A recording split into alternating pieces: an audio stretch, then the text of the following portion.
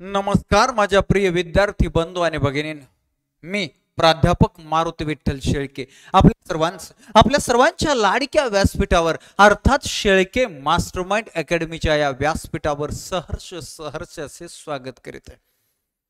तुम्हाला माहिती आहे की आपल्या YouTube चॅनलला असो नाहीतर आपल्या शेळके मास्टरमाइंड अकॅडमी ॲप मध्ये असो, पोरांनी कमेंट्स मध्ये टॉपिकचं नाव सांगितलं की तो टॉपिक आपण युट्यूबला भी घेतो आणि ऍप मध्ये तर घेतो ऍपचा तर काही विषयच नाही।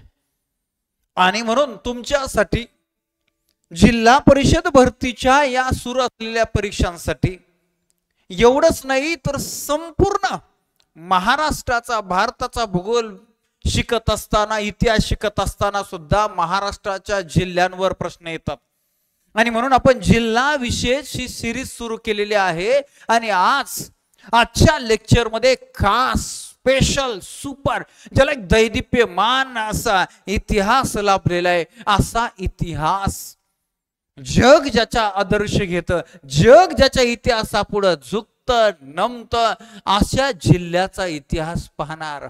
अगदी साधं वर्णन करत असताना बघा त्या जिल्ह्याचं वर्णन कसं येतं। वयाच्या 15व्या वर्षी कुलस्वामीने तुळजाभवानीच्या चरणावरील फूल उचलून रायरेश्वराच्या पिंडीवर रक्ताचा अभिषेक घालून राजमाता जिजाऊंचं महान मंगल देखणं स्वप्न साकार करणाऱ्या, समशेरीच्या सहाय्यानं सह्याद्रीच्या दऱ्याखोऱ्यात रक्ताची रंगपंचमी खेळणाऱ्या, रायगडासारखा देह आणि सह्याद्री रायगडासारखी छाती आणि सह्याद्री सारखा देह धारण करणाऱ्या छत्रपती शिवाजी महाराजांच्या हिंदवी स्वराज्याची दुसरी राजधानी, मराठा साम्राज्याची दुसरी राजधानी अर्थातच रायगड, अशा या रायगडचा अभ्यास करायचा आहे। रायगड जिल्हा विशेष आज आपल्याला शिकायचा आहे आणि त्याच्यावरती परीक्षेला नेहमी प्रश्न येतात, अशा अतिशय महत्त्वाचे मुद्दे आपल्याला पाहिजे। सर्वात अगोदर हा जो रायगड आहे किनारपट्टीवरचा, तो रायगड आपल्याला शिकायचा। बरं, हा रायगड पाहत असताना आपल्या डोक्यामध्ये थोडी बेसिक कन्सेप्ट माहिती असायला पाहिजे। आपल्या भारताला एकूण इथं भारत आहे बघा, आणि या भारताला एकूण 7517 किंवा 7516.5 किलोमीटरचा एकूण समुद्र किनारा आहे। लक्षद्वीप बेटसमूह, अंदमान निकोबार बेटसमूह या बेटसमूहांचा किनारा वजा केला तर 6100 किलोमीटरचा मुख्य किनारा लाभलाय। म्हणजे हा एवढा बेटांचा सोडला तर बर, आता एकूण समुद्र किनाऱ्याचा विचार केला तर सर्वात जास्त समुद्र किनारा गुजरात राज्याला आहे आणि आपल्या महाराष्ट्राचा 4था क्रमांक लागतो। महाराष्ट्राच्या समुद्र किनाऱ्याला आपण कोकण म्हणतो आणि हा जो कोकणाचा भाग आहे, हा कोकणाचा भाग, आणि या कोकणामध्ये असणाऱ्या 7 जिल्ह्यांपैकी एक जिल्हा आपल्याला शिकायचा आहे, तो म्हणजे रायगड जिल्हा। रायगड जिल्हा बरं, या कोकणाची लांबी किती आहे म्हणजे महाराष्ट्राच्या किनारपट्टीची लांबी किती आहे? 720 किलोमीटर। 720 किलोमीटर पैकी हा जो रत्नागिरी आहे त्याला सर्वात जास्त 237 किलोमीटरची लांबी। समुद्र किनाऱ्याच्या बाबतीत आपल्याला जो शिकायचा आहे तो रायगड 122 किलोमीटर दुसऱ्या क्रमांकात। महाराष्ट्रात दुसऱ्या क्रमांकाचा समुद्र किनारा लाभलेला जिल्हा कोणता तर तो आहे रायगड 122। यानंतर मग हा इथं सिंधुदुर्ग आहे 120। यानंतर इथं मुंबई उपनगर, मुंबई शहर हा दोन्ही मिळून 114। यानंतर पालघरला आहे 102 आणि ठाण्याला फक्त 25। अशी टोटल 720 किलोमीटरचा समुद्र किनारा। आणि याच समुद्र किनारपट्टीवरचा एक महत्वाचा जिल्हा भूगोलाच्या दृष्टीने सुद्धा आणि इतिहासाच्या दृष्टीने सुद्धा पाहायचा आहे आपल्याला, पर्यटनाच्या दृष्टीने सुद्धा पाहायचा आहे आपल्याला। चला सुरुवात करूया। सगळ्यात अगोदर या जिल्ह्याचा इतिहास। बर, या जिल्ह्याचा इतिहास पाहत असताना पहिली गोष्ट काय नाव म्हणतो आपण? रायगड। या रायगडला अगोदर काय म्हणायचे? या रायगडला कुलाबा असं अगोदर नाव होतं। 1869 म्हणजे इंग्रजांच्या काळामध्ये ठाण्यातून वेगळा होऊन हा कुलाबा जिल्हा निर्माण झाला होता। आणि भारताला स्वातंत्र्य मिळाल्यानंतर 1 जानेवारी 1981 रोजी, कधी 1 जानेवारी 1981 रोजी, त्यावेळेसचे मुख्यमंत्री होते महाराष्ट्राचे बॅरिस्टर अंतुले, आणि त्यांनी या कुलाबा जिल्ह्याचं नाव बदलून रायगड ठेवलं. कुलाबा किल्ल्यावरून नाव होतं कुलाबा. मात्र रायगड किल्ल्याचा इतिहास हा जगप्रसिद्ध इतिहास आहे ना. अशा जगप्रसिद्ध किल्ल्याचं नाव ठेवलं साहजिकच आहे. मोठा आणि चांगला निर्णय. बर, याच रायगड जिल्ह्याला डोंगरी किल्ल्यांचा म्हणजे गिरिदुर्गांचा जिल्हा म्हणतात. तुम्हाला माहिती असेल किल्ल्यांचे प्रकार आहेत 4. भुईकोट किल्ला सपाट जमिनीवर, वनदुर्ग म्हणजे जंगलातला किल्ला, गिरिदुर्ग म्हणजे डोंगरावरचा किल्ला, आणि जलदुर्ग म्हणजे पाण्यातला किल्ला. असे किल्ल्यांचे 4 प्रकार. त्यापैकी फक्त तुम्हाला असं आलं ना, दुर्गांचा किल्ला, गडकोटांचा जिल्हा कोणता? गडकोटांचा जिल्हा म्हणजेच किल्ल्यांचा जिल्हा म्हणजेच दुर्गांचा जिल्हा तर पुणे. पुणे. पण तुम्हाला प्रश्न आला ना, डोंगरी किल्ल्यांचा जिल्हा, गिरिदुर्गांचा जिल्हा, तर रायगड विसरायचं नाही. त्याचबरोबर या रायगडला बघा जंजिरा, जंजिरे, महबूब, खांदेरी, उंदेरी, कुलाबा असे अनेक जलदुर्ग, म्हणून जलदुर्गांचा जिल्हा सुद्धा रायगडलाच म्हणतात. मिठागराचा जिल्हा सुद्धा रायगडलाच म्हणतात. अशा वैशिष्ट्यपूर्ण नाव सुद्धा रायगडला खूप आहेत. तांदळाचे कोठार रायगड, असे खूप नाव आहेत आणि ते परीक्षेला विचारले जातात. बर, या नावा संदर्भाचा इतिहास पहिला. रायगड जिल्ह्याचं अगोदरचं नाव कुलाबा आणि ते रायगड झालं. हे कसं झालं हे आपण पाहिलं. चला, या जिल्ह्याचा थोडक्यात इतिहास. हा कुलाबा किल्ला आहे आणि छत्रपती शिवाजी महाराजांची समाधी असणारा रायगड जो आहे तो रायगडवरचा हा फोटो आहे. अजून डिटेल पाहायचे. चला, हा रायगड किल्ला. अनेक जण तुम्ही गेलेले असणार, ज्यांनी रायगडमध्ये फॉर्म भरलाय किंवा रायगडमध्येच राहत आहेत त्यांना तर माझ्यापेक्षाही माहिती असेल. मी तरी वर्षातून 4-5 म्हणजे 2 महिन्यातून एकदा तरी रायगड किल्ल्यावर जातोच. म्हणजे माझ्या सर्वात आवडतं तीर्थक्षेत्र, पर्यटन क्षेत्र सगळ्या बाबतीत रायगड किल्ला आहे. आणि माझंच नाही तर महाराष्ट्र या भारतातले अनेक लोक ज्यांच्या समोर आपल्या भारताचा, महाराष्ट्राचा संघर्षमय इतिहास आहे, त्या प्रत्येकाला तो इतिहास आवडणारच आहे आणि आदर्श वाटणारच आहे. पहा, आता आपल्याला या रायगड जिल्ह्याची माहिती पाहत असताना 3 घटना पाहायच्या ज्या इतिहासातही येतात आणि भूगोलात बी येतात. पहिलं पाहायचं आहे आपल्याला रायगड किल्ल्याचा इतिहास. आता हा रायगड किल्ल्याचा काय इतिहास तर सांगतो. छत्रपती शिवाजी महाराजांच्या हिंदवी स्वराज्याचा हळूहळू प्रवास सुरू झाला होता. तुम्हाला सगळ्यांना माहिती आहे, 19 फेब्रुवारी 1630 रोजी पुणे जिल्ह्यामध्ये जुन्नर तालुक्यामध्ये शिवनेरी किल्ल्यावर शहाजीराजे भोसले आणि राजमाता जिजाऊ यांच्या पोटी शिवाजी महाराजांचा जन्म. वयाच्या 10व्या वर्षी म्हणजे 1640 रोजी शहाजीराजे भोसले यांनी वयाच्या 10व्या वर्षी आपल्या मुलाला संस्कृत भाषेतून राजमुद्रा लिहून दिली. राजमुद्रा म्हणजे खऱ्या अर्थाने गोल स्टेटमेंट होतं. प्रतिपचंद्र लेखे वर्दिश विष्णुवंदिता शाहसुन शिवशाहीच्या मुद्रा भद्राई राज्यते. म्हणजे प्रतिपदेच्या अमावस्येनंतर दुसरा दिवस असून त्याला प्रतिपदा म्हणायचं. प्रतिपदेच्या चंद्रकोरी एवढंच तुझी जहागिरी आहे, मात्र विश्वानं वंदन करावं आणि लोककल्याणकारी असं तुला राष्ट्र निर्माण करायचं. असं गोल स्टेटमेंट वयाच्या 10व्या वर्षी सोपं नाही. वयाच्या 15व्या वर्षी 27 एप्रिल 1645 रोजी पुणे जिल्ह्यातील भोर तालुक्यातील रायरेश्वराच्या मंदिरामध्ये स्वराज्याची शपथ घेतली. 1646 ला पहिला पुणे जिल्ह्यातला तोरणा किल्ला घेतला. त्याच्यानंतर मग राजगड घेतला. राजगड असे एकानंतर एक, त्याच्यानंतर पुरंदर, कोंढाणा 1648. अशी सगळी घोडदौड चालू असताना घटना आहे 1656. 1656 15 जानेवारी 1656 काय घटना आहे? आदिलशहानं मोऱ्यांना, जावळीच्या मोऱ्यांना यशवंत ही उपाधी दिली होती. यशवंत. बर, आता हे राजेप्रमाणे राज्य करणारे मोरे हे छत्रपती शिवाजी महाराजांना चंद्रराव उपाधी दिली होती. सॉरी, यशवंत म्हणजे चंद्रराव उपाधी. आणि मग त्या चंद्रराव मोरे हे शिवाजी महाराजांच्या मदतीनं तो यशवंतराव मोरे गादीवर बसला, तरी शिवाजी महाराजांच्या विरोधात कुरघोड्या करायला लागल्या. सगळ्या डिटेल्स सांगत नाही. म्हणून शिवाजी महाराजांनी जावळीच्या मोऱ्यांवर हल्ला केला आणि मग जावळी जिंकली. या जावळीमध्ये एक भोरप्या डोंगर ताब्यात आला. त्या भोरप्या डोंगरावर पुढे छत्रपती शिवाजी महाराजांनी जो किल्ला बांधला त्याचं नाव आहे प्रतापगड. तो साताऱ्यात आहे. दुसरा जावळीच्या खोऱ्यामधला दुसरा किल्ला रायरीचा किल्ला भेटलाय. याच रायरीच्या किल्ल्यावर छत्रपती शिवाजी महाराजांनी हिरोजी इंदलकरांकडून किल्ला बांधून घेतलाय. आपल्या मराठा साम्राज्याची दुसरी राजधानी, पहिली राजगड होती आणि दुसरी राजधानी हिरोजी इंदलकरांनी बांधली ती रायगड. जेव्हा रायगड बांधून पूर्ण झाला छत्रपती शिवाजी महाराज एकदम खुश झाले. हिरोजी इंदलकरांना म्हटले की काय पाहिजे बोल.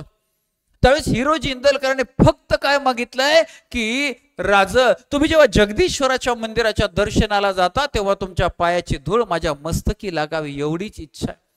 आणि म्हणून जगदीश्वराच्या एका पायरीवर सेवेसी ठाई तत्पर हिरोजी इंदलकर. हे लिहिलेले कोरलेलं आहे, तुम्ही जाऊन पहा. रायगड म्हणजे नुसता किल्ला नाही, प्रामाणिकपणाच निष्ठावंतांचं एक प्रतीक आहे ती पायरी, तो किल्ला. बर, अशा रीतीनं रायगड मराठा साम्राज्याची दुसरी राजधानी झाली. 1670-71 पासूनच्या मराठा साम्राज्याच्या सगळ्या घडामोडी याच रायगड किल्ल्यावर. मग 6 जून 1674 छत्रपती शिवाजी महाराजांचा राज्याभिषेक याच रायगड किल्ल्यावर. पुढे पुन्हा 24 सप्टेंबर 1674 शिवाजी महाराजांनी दुसरा राज्याभिषेक केला निश्चलपुरी गोसावी यांच्याकडून शाक्य पद्धतीचा, तोही याच रायगड किल्ल्यावर.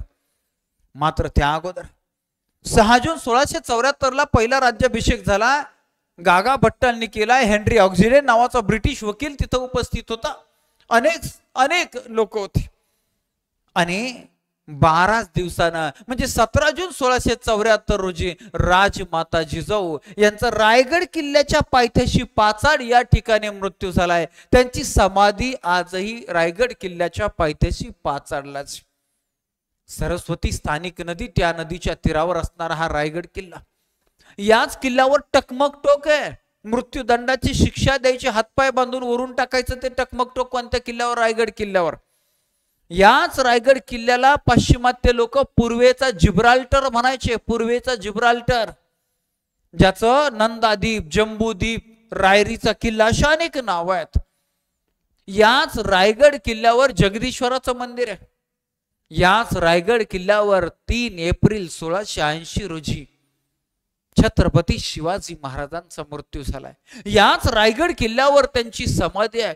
पुढे छत्रपती संभाजी महाराजांचा राज्याभिषेक सुद्धा इथंच रायगड किल्ल्यावर झालाय.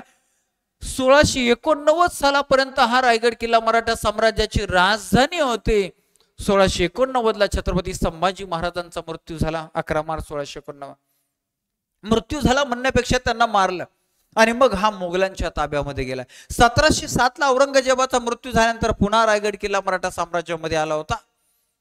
मग पुढे तो इंग्रजांच्या ताब्यामध्ये गेला. इंग्रजांनी छत्रपती शिवाजी महाराजांची इतकी दहशत घेतली होती की बहुतांशी पुरावे नष्ट करण्याचा प्रयत्न केला. रायगड किल्ला जाळला इंग्रजांनी. कारण इतिहासातून छत्रपती शिवाजी महाराजांकडून प्रेरणा घेऊन हा महाराष्ट्रातला मराठा पुन्हा एकदा एकवटला तर आपल्याला फक्त महाराष्ट्रच नाही तर देश सोडून सुद्धा जावं लागेल अशी खात्री इंग्रजांना होती. अशा प्रकारे अतिशय इतिहासातील महत्वाच्या घटनांसाठी साक्षीदार असणारा हा रायगड किल्ला. यानंतर पुढची घटना आहे 14 तळ्याचा सत्याग्रह. आपल्या महाराष्ट्रातील, आपल्या भारतातील दुसरे राष्ट्रपुरुष डॉक्टर बाबासाहेब आंबेडकर. दलित बांधवांना सार्वजनिक ठिकाणी पाणी भरण्याचा अधिकार मिळावा यासाठी डॉक्टर बाबासाहेब आंबेडकरांनी 20 मार्च 1927 रोजी या ठिकाणी 14 तळ्याचा सत्याग्रह केला. हे 14 तळा आहे. हा 14 तळ्याचा फोटो आहे.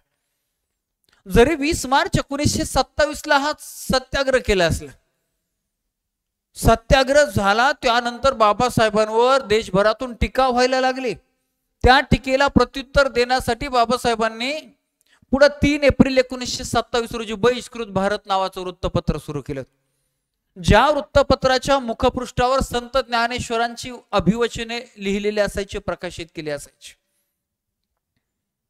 याच बहिष्कृत भारतचं पुढं जनता असं नामकरण झालं होतं. बर, सत्याग्रह 1927 ला झालाय, मात्र चौदार तळ 10 वर्षांनी म्हणजे 1937 ला खुलं झालंय. हाही इतिहास माहिती असू द्या, कारण तोही परीक्षेला येणार आहे. आता छोडो भारत आंदोलनाची गोष्ट. 1942 रोजी महात्मा गांधीजींनी छोडो भारत आंदोलन सुरू केला. मग तो सगळा इतिहास डिटेल सांगत बसत नाही, थोडक्यात सांगतो की त्याच्या अगोदर दुसरं महायुद्ध सुरू झालेलं होतं. या दुसऱ्या महायुद्धामध्ये इंग्रजांना कमीत कमी अडचणीत आणायचं म्हणून महात्मा गांधीजींनी वैयक्तिक सत्याग्रह सुरू केला. मात्र वैयक्तिक सत्याग्रह प्रभावी ठरलाय. त्या जपानच्या आक्रमणाची भीती भारतावर व्हायला लागली. आता भारतावर जपान का आक्रमण करणार होतं? कारण भारतात इंग्रज होते, म्हणून इंग्रजांना हुसकावून लावायचं आणि जपानच्या आक्रमणाच्या भीतीतूनही मुक्त व्हायचं असं ठरवलं. यासाठी 14 जुलै 1942 रोजी वर्धा या ठिकाणी राष्ट्रीय सभेच्या कार्यकारिणीची बैठक झाली. त्यानुसार त्यामध्ये ठरल्याप्रमाणे 7 ऑगस्ट 1942 रोजी मुंबई शहरामधील गवालिया टँक मैदान, म्हणजे त्याला आता आपण आझाद मैदान म्हणतो, ऑगस्ट क्रांती मैदान म्हणतो, तिथं मौलाना आझाद यांच्या अध्यक्षतेखाली राष्ट्रीय सभेचं अधिवेशन सुरू झालं.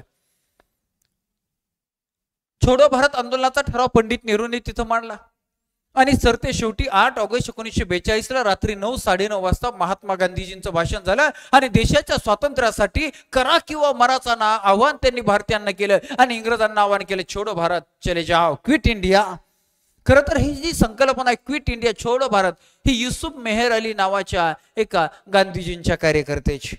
या आंदोलनाच्या वेळेस ते मुंबईचे महापौर होते. बर, आणि याच आंदोलनातील एक महत्वाचा भाग आहे की देशभरात हे आंदोलन चालू असताना रायगड जिल्ह्यातील कर्जत या ठिकाणी इंग्रजांना सळो की पळो करून सोडणारे एक क्रांतिकारक आहेत भाई कोतवाल. भाई कोतवाल आणि यांची संघटना होती आझाद दस्ता. आझाद दस्ता कुठं? रायगड मधील कर्जत या ठिकाणी. यांचं या 42च्या आंदोलनात मोठं काम आहे. अशा रीतीने रायगड जिल्ह्याचा अभ्यास करत असताना या 3 महत्वाच्या घटना पाहणं गरजेचं होतं. त्या पाहिल्या. आता जाऊया पुढे आपण की या रायगड जिल्ह्याचं आपल्या महाराष्ट्रात, आपल्या भारतात स्थान कुठे आहे. नकाशा दिसतोय इथं बघा, इकडं अरबी समुद्र आहे, म्हणजे पश्चिमेला अरबी समुद्र आहे. इथं तुम्ही पाहिलं तर हा रत्नागिरी, रत्नांचा जिल्हा. इथं पाहिलं तर हा शूरवीरांचा जिल्हा सातारा, हा समाज सुधारकांचा जिल्हा, देशसेवकांचा जिल्हा रत्नागिरी. इकडं आला सातारा, शूरवीरांचा जिल्हा सातारा, पुढाऱ्यांचा जिल्हा सातारा. इथं महाराष्ट्राची शैक्षणिक सांस्कृतिक राजधानी पुणे. पुणे तिथे काय उणे. आणि याच्यानंतर इथं आहे हा रायगडच्या डोक्यावर कुठला जिल्हा? ठाणे. हा ठाणे जिल्हा. इथं अशा रीतीनं 1, 2, 3, 4 महाराष्ट्रातील 4 प्रमुख जिल्हे आणि अरबी समुद्र यांच्या दरम्यान हा रायगड जिल्हा आहे. ज्याला पश्चिमेला अरबी समुद्र आहे, डोक्यावर उत्तरेला ठाणे आहे, पूर्वेला पुणे आहे, आग्नेयेला सातारा आहे, दक्षिणेला रत्नागिरी आहे. झाला 4 जिल्हे आणि अरबी समुद्राच्या दरम्यान असणारा कोकणातला हा अतिशय महत्वाचा रायगड. आपण त्याचं स्थान व विस्तार पाहिल्यानंतर सगळ्यात महत्वाचा मुद्दा आहे आता प्रशासकीय विभाग. रायगड जिल्हा कोणत्या प्रशासकीय विभागात येतो? कोकणात येतो. कोकणात एकूण कोकण प्रशासकीय विभागामध्ये किती जिल्हे आहेत? 7 जिल्हे आहेत. कोणते कोणते? पालघर 1, ठाणे 2, मुंबई उपनगर 3, मुंबई शहर 4, रायगड 5, रत्नागिरी 6, सिंधुदुर्ग 7. 7 जिल्हे. बर, 50 तालुक्यांचा प्रशासकीय विभाग आहे. 50 तालुके कसे?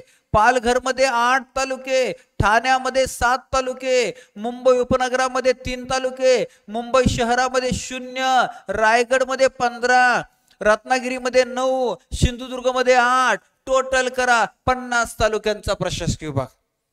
झाला 7 जिल्हे, 50 तालुके आणि 30,393 तथा 94 चौरस किलोमीटर एवढं क्षेत्रफळ असणारा मुंबई तथा कोकण प्रशासकीय विभाग.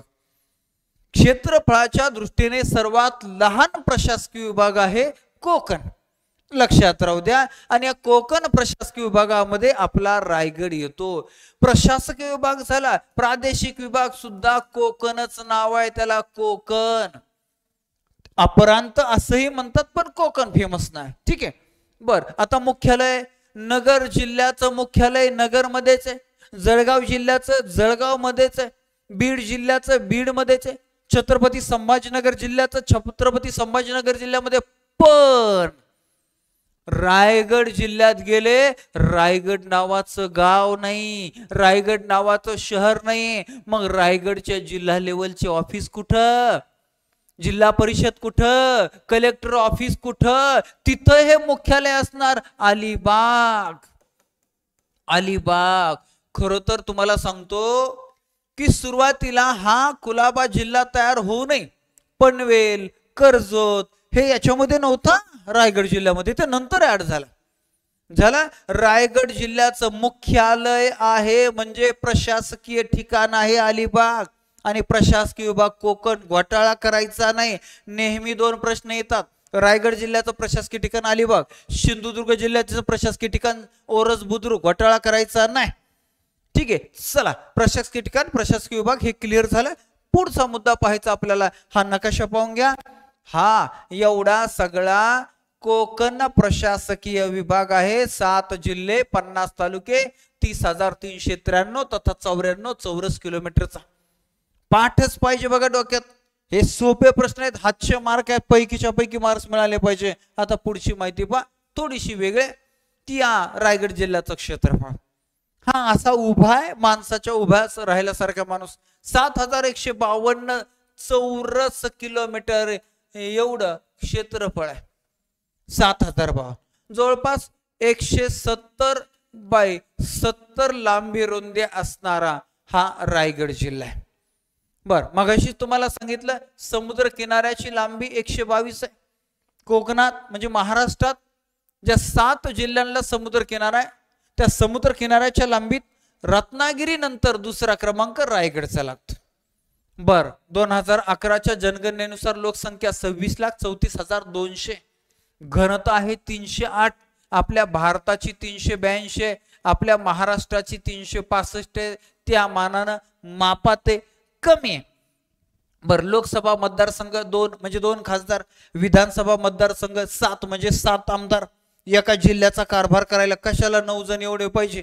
त्या जिल्हा परिषद वेगळे, पंचायत समिती वेगळे, ग्रामपंचायतवाले वेगळे, नगरपालिकेवाले वेगळे, नगर परिषदेवाले वेगळे, नगर पंचायतीवाले वेगळे, महानगरपालिकेवाले वेगळे. किती चोर, किती चोर. आणि म्हणते पोलीस भरतीत कटपुतळी करायची, खर्च वाचवायचा. तलाठी भरतीत कटपुतळी करायची, खर्च वाचवायचा. खर्च सर्वसामान्यात खर्च जास्त होतोय, आणि ह्या चोरांमध्ये खर्च नाही. यांचे खासदाराची संख्या वाढीत चालल्या, आमदाराच्या संख्या वाढीत चालल्या, मानधन वाढीत चालले. कधी कुणी विरोध करत नाही. हे असं सगळे. जोपर्यंत भारतातला तरुण जागा होत नाही तोपर्यंत काय होणार नाही. बघा, स्पर्धा परीक्षेचा अभ्यास करत असताना याचंही भान ठेवायला पाहिजे की आपण एका हडकावारी मतदान करायला नको, चपटीवारी मतदान करायला नको, 500, 200, 1000 रुपयाच्या नोटेवारी मतदान करायला नको. योग्य जागृत राहून मतदान करायचं. आता तालुके, कोकणामध्ये एकूण तालुके किती आहे? कोकणामध्ये एकूण तालुके 50. कोकणातील सर्वात जास्त तालुके असणारा जिल्हा कोणता? बघा, पालघर मध्ये 8 आहेत, ठाण्यात 7 आहेत, मुंबई उपनगरामध्ये 3 आहेत, मुंबई शहरात 0 आहे. मग रायगड मध्ये 15 आहेत, रत्नागिरीत 9 आणि सिंधुदुर्ग मध्ये 8. म्हणजे कोकणात सर्वात जास्त तालुक्यांचा जिल्हा कोणता असा प्रश्न आला तर 15 तालुके असणारा कोकणातला एकच जिल्हा आहे, तो म्हणजे रायगड.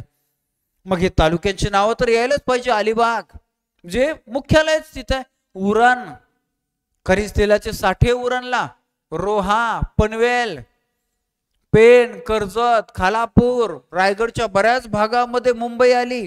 तुम्हाला मुंबई नगर नावाचा जिल्हा माहिती असेल म्हणजे मुंबई शहर. तुम्हाला मुंबई उपनगर नावाचा जिल्हा माहिती असेल, पण नवी मुंबई पण नाव ऐकून आहे. नवी मुंबईचा बराचसा भाग रायगड मध्ये, काही भाग ठाण्यामध्ये पण आहे. लक्षात राहू दे, हा प्रश्न पोलीस भरतीला आला होता. चला, कर्जत, अहमदनगर म्हणजे अहिल्यानगर जिल्ह्यातलं कर्जत नाही, तिकडचं रायगड मधलं कर्जत वेगळं. खालापूर, महाड, महाडला जायचंय, परत थोड्या वेळात नेतो तुम्हाला गणपती बाप्पाच्या दर्शनाला. हा महाड. सुधागड, परत तिथं बी गणपती बाप्पा. सुधागड म्हणजे पाली. मानगाव, पोलादपूर, मसळे, श्रीवर्धन, मुरुड, तळे, असे 15 तालुके आहेत आणि हे 15 तालुके तुम्हाला चांगले माहिती असणारे, कोकणात लय वेळा फिरायला गेलेले. हा चला, हे तालुके पाहिले, इकडे नकाशा आहे त्याचा. आता पुढे या रायगड जिल्ह्याबद्दलच्या काही महत्वाच्या गोष्टी.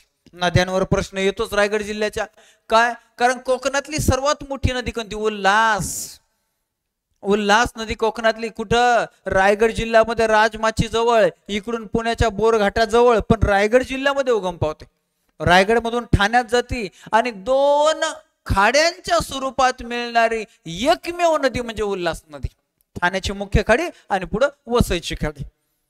130 किलोमीटर लांबी असणारी कोकणातली सर्वात लांब नदी उल्हास ही रायगड मध्ये उगम पावते आणि मग पुढे ठाणे आणि पालघर यांच्या सीमेवर ते अरबी समुद्राला जाऊन मिळते. झालं. म्हणून उल्हास नदी आणि तिच्या उपनद्या तुम्हाला माहिती असायला पाहिजे. पाताळगंगा, कुंडलिका, काळ, रत्नागिरी आणि रायगड जिल्ह्याच्या सीमेवरून वाहणारी सावित्री नदी पण माहिती राहू द्या. झाल्या या नद्यांबद्दल. याच्यानंतर धरणे. 35-36 वर्षापासून वादात सापडलेले साबरकुंड नावाच्या धरणाचं काम अलिबाग तालुक्यामध्ये. ते अजून झाले की नाही कोणास ठाऊक. 2022 पर्यंत झालं नव्हतं. आपल्या देशामध्ये सर्वसामान्यांच्या उपयोगाचं, गोरगरिबांच्या कामाचे प्रकल्प होत नाही. वैयक्तिक लाभाचे इतक्या पटापटा निर्णय होते ना, माहिती सुद्धा होत नाही सर्वसामान्यांना. आहे धरण राहिले तसंच राहिले, चालू रडत कडत का. बर, आता पिके रायगड जिल्ह्यामध्ये साहजिकच कोकणामध्ये भात आहे, तांदूळ, तांदळाचे कोठारच रायगड जिल्ह्याला म्हणतात. तुम्हाला माहिती आहे तांदूळ उत्पादनामध्ये चीन देश 1 नंबर आहे, 2 नंबर भारत आहे. भारतात 1 नंबर पश्चिम बंगाल राज्य आहे. भारतात 1 नंबर पश्चिम बंगाल राज्य आहे. आंध्र प्रदेश राज्यामधील गंगा, आपल्या कृष्णा आणि गोदावरी या 2 नद्यांच्या खोऱ्यात जो भाग आहे त्याला तांदळाची वाटी म्हणतात. तांदळाची वाटी, त्या भागामध्ये तांदळाचं मोठं उत्पादन होतं. बर, फळ पिकं कोणते? नारळ, सुपारी, पोफळी. कोकण आहे तिथं काय विषय का. बर, रायगड मधल्या लेण्या घारापुरी, एलिफंटा. खर तर घारापुरी बेट आणि त्या बेटावर ज्या लेण्या आहेत त्याच्या पुढंच मोठा असा हत्तीचा असं लेण्यांमध्ये ते कोरलेला हत्ती आहे, म्हणून त्यालाच एलिफंटा लेणी म्हणतात. त्याचबरोबर कुडा लेणी आहे, खरोसा लेणी आहे, गांधारपाले लेणी आहे, नेनावली लेणी आहे, ठाणाळे लेणी आहे. आपल्याला फक्त घारापुरी किंवा एलिफंटा एवढंच फेमस माहिती आहे, पण या बाकीच्या बारकाऱ्या आल्या फेमस नसलेल्या तर घोटाळा करतात, म्हणून लक्षात राहू द्या. झाले. लेण्या पहिल्या, नुसत्या लेण्या पाहून जमायचं नाही. रायगड फिरायला गेल्यानंतर रायगडमध्ये फिरायला खूप गोष्टी आहेत. औद्योगिक बाबतीत म्हणायचं म्हणणं तर रासायनिक कारखाना तुम्हाला माहिती असेल. रासायनिक कारखाना म्हणजे थळ वायशेत येथे राष्ट्रीय केमिकल्स अँड फर्टिलायझर्स हा खत कारखाना आहे, त्याला पनवेल रासायनिक कारखाना असं नाव दिलेलं आहे. याच्यानंतर पर्यटनाच्या बाबतीत किल्ले, रायगड तर तुम्हाला सगळ्यांना माहिती आहे. कर्नाळा किल्ला, त्याच्यावरून कर्नाळा पहिलं पक्षी अभयारण्य नाव दिलं. लिंगाणा किल्ला, रेवंडा किल्ला, खांदेरी, उंदेरी, मुरुड जंजिरा. हा जंजिरा सिद्धींच्या ताब्यात होता. छत्रपती शिवाजी महाराजांनी अनेकदा तो किल्ला घेण्याचा प्रयत्न केला. दुर्दैवानं कुठल्या ना कुठल्या कारणानं ती मोहीम अयशस्वी झाली आणि म्हणून छत्रपती शिवाजी महाराजांसाठी अजिंक्य राहिलेला किल्ला कोणता तर तो जंजिरा मानला जातो. रायगड जिल्ह्यामधला जलदुर्ग आहे. अजिंक्य तारा तो साताऱ्यातला तो वेगळा, पण छत्रपती शिवाजी महाराजांना जिंकताना आलेला असा किल्ला तर तो जंजिरा. सुधागड म्हणजे पाली, सरसगड हे किल्ले लक्षात राहू द्या, नेहमी येणारे आहेत. कारण जलदुर्गांचा जिल्हा म्हणजे रायगड आहे. गिरिदुर्गांचा म्हणजे डोंगरातल्या किल्ल्यांचा जिल्हा म्हणजे सुद्धा रायगडचे, म्हणून परीक्षेला रायगडवर ह्या किल्ल्या संदर्भात प्रश्न येणार. नावाशिवाय मुंबई या आंतरराष्ट्रीय बंदरावरचा ताण कमी करण्यासाठी कॅनडा या देशाच्या सहकार्यानं नाव्हासेवा रायगड जिल्ह्यामध्ये नाव्हासेवा या ठिकाणी JNPT पंडित जवाहरलाल नेहरू यांच्या नावाचं कृत्रिम बंदर उभारले. जसं पूर्व किनारपट्टीवर कलकत्त्यावरचा ताण कमी करण्यासाठी हल्दिया बंदर, तसं इथं मुंबईवरचा ताण कमी करण्यासाठी नाव्हासेवा बंदर. आणि हे नाव्हासेवा कुठे? रायगड जिल्ह्यामध्ये. याचबरोबर लोणेर, रायगड जिल्ह्यामधील लोणेर या ठिकाणी डॉक्टर बाबासाहेब आंबेडकर तंत्रज्ञान विद्यापीठ, भारतातलं एकमेव तंत्रज्ञान विद्यापीठ रायगडमध्ये. रायगड म्हणजे सोपी गोष्ट नाही आहे. रायगडची माणसं, रायगडची माती ही अफलातून आहे. बर, माथेरान, रायगड जिल्ह्यात सर्वात जास्त, जसं बघा महाराष्ट्र भारतात सर्वात जास्त, जगात सर्वात जास्त, भारतात सर्वात जास्त पावसाचे ठिकाण मेघालय राज्य मौशिनराम. महाराष्ट्रात सर्वात जास्त सिंधुदुर्ग जिल्हा अंबोली. बर, सातारा जिल्ह्यामध्ये सर्वात जास्त पावसाचे ठिकाण महाबळेश्वर. महाबळेश्वर. कोल्हापूर जिल्ह्यामध्ये सर्वात जास्त पावसाचे ठिकाण गगनबावडा. आणि पुढचा मुद्दा, रायगड जिल्ह्यामध्ये सर्वात जास्त पावसाचे ठिकाण कोणतं? माथेरान. कर्जत तालुक्यामध्ये नेरळ जवळचं थंड हवेचं ठिकाण. हे माथेरानला फिरायला तिथली छोटीशी ट्रेन आहे फिरायला.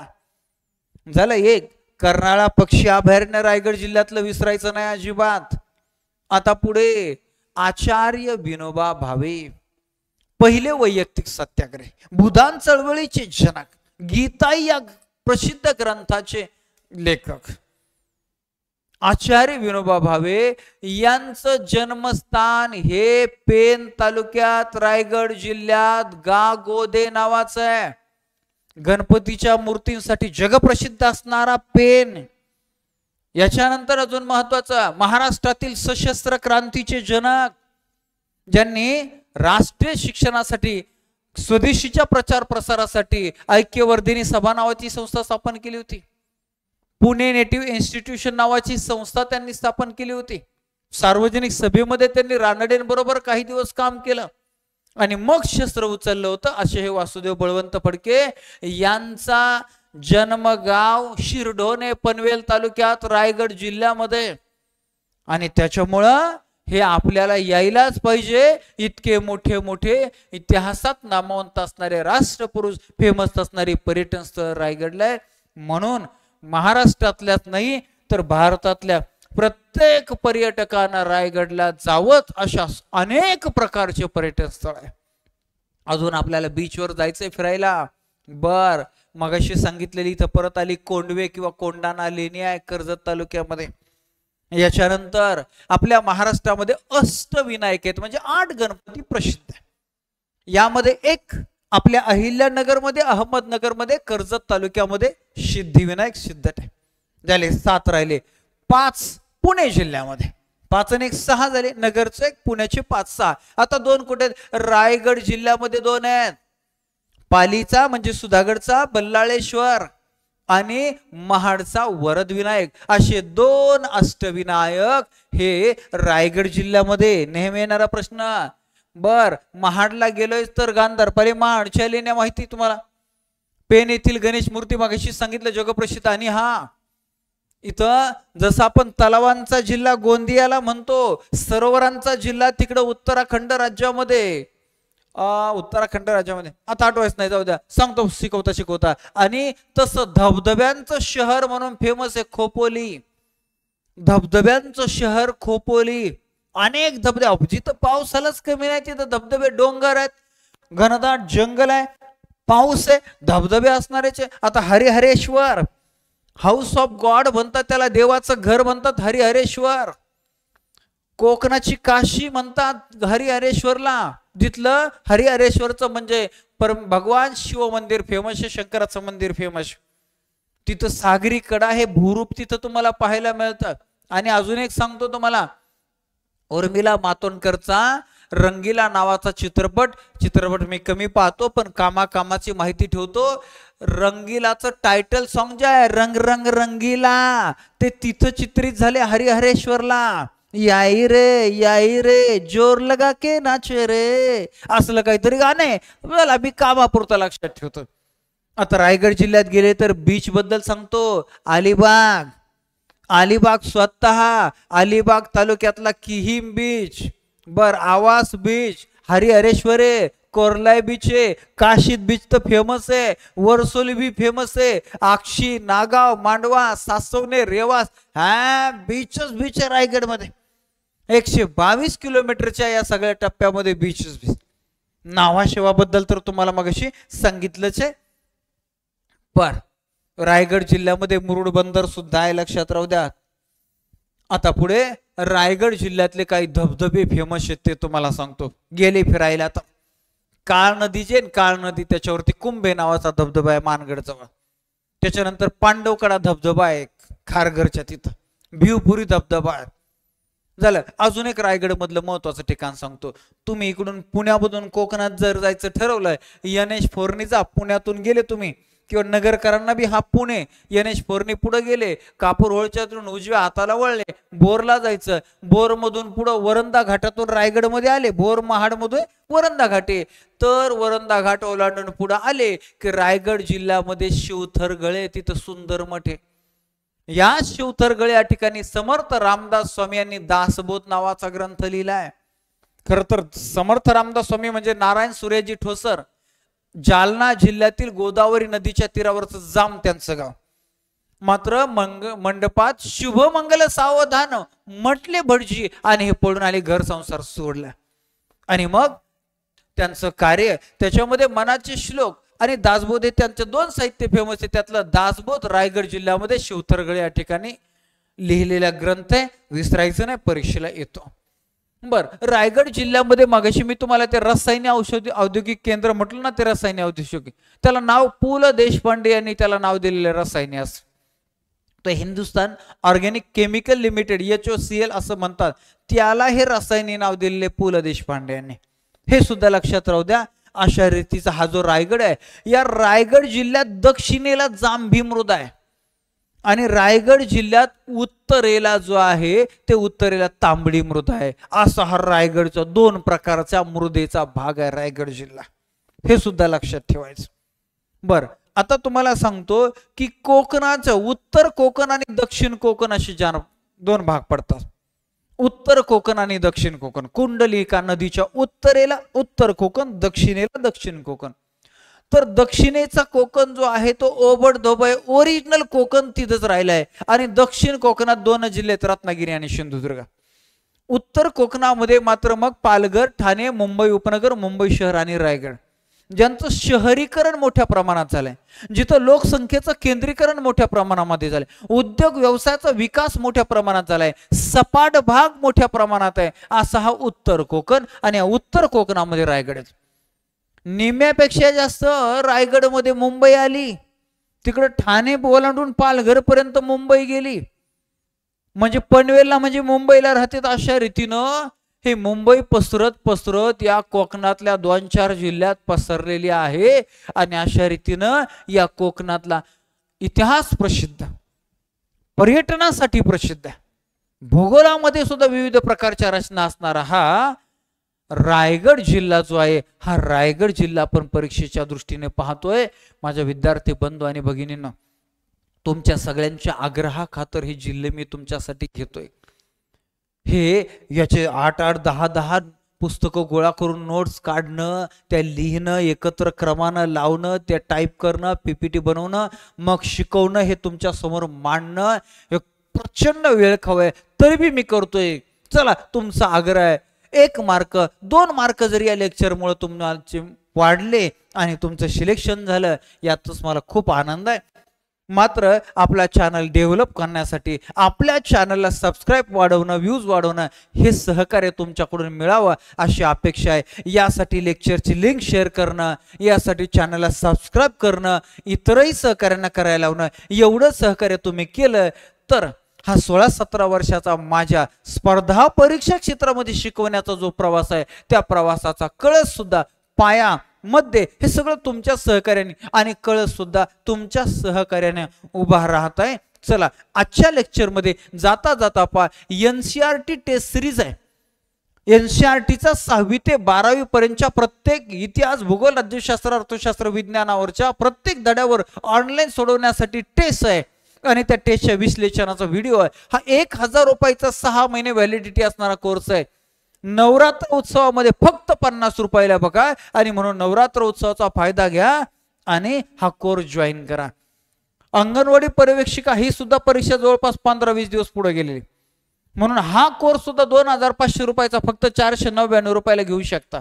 त्याचबरोबर ज्यांना डिपार्टमेंटला अंतर्गत अंगणवाडी पर्यवेक्षिका द्यायची, त्यांनी तर घेऊनच टाकायचं, कारण त्यांची अजून जाहिरात येणं बाकी आहे. चला, आणि संपूर्ण GS ची तुम्हाला तयारी करायची असेल, इतिहास, भूगोल, राज्यशास्त्र, अर्थशास्त्र, विज्ञान, संगणक, चालू घडामोडी, तर GS चा 1 वर्ष व्हॅलिडिटीचा कोर्स आहे आपल्याकडे. ज्याच्यामध्ये रेकॉर्डेड लेक्चर आहेत, दररोज लाईव्ह लेक्चर आहे, PDF नोट्स आहे, तुम्ही डाउनलोड करून झेरॉक्स काढू शकता, ऑनलाईन 100-200 टेस्ट आहेत सोडवण्यासाठी. आणि असा या कोर्समध्ये सुद्धा तुम्हाला 50% डिस्काउंट. या कोर्समध्ये तुम्हाला state board test course free आहे, 150 test 150 video free, NCERT test series आणि टेस्ट कोर्स तो सुद्धा फ्री आहे. या सामान हा सुद्धा course Shelke mastermind academy app download करा आणि त्या ॲपमध्ये हा कोर्स दिसेल, तिथंच बाय नाव या ऑप्शनवर क्लिक करून पेमेंट करा आणि मग मला या नंबरला व्हॉट्सअप करा की मी हा कोर्स घेतला. मग मी कोर्स कसा पाहायचा याचा एक मेसेज पाठवेल आणि आपला एक व्हॉट्सअप ग्रुप आहे त्याची लिंक पाठवीन, त्या लिंकवरून तुम्ही तो ग्रुप जॉईन करायचा. ठीक आहे, चला काही अडचण आली मला संपर्क करा. चला, रायगड जिल्हा परिपूर्ण झाला, कंप्लीट झाला. आजच्या लेक्चरमध्ये थांबूया, पुन्हा भेटूया पुढील जिल्हा विशेषमध्ये, पुढील लेक्चरमध्ये नव्या माहितीसह, नव्या उत्साहानं. धन्यवाद. जय शिवराय.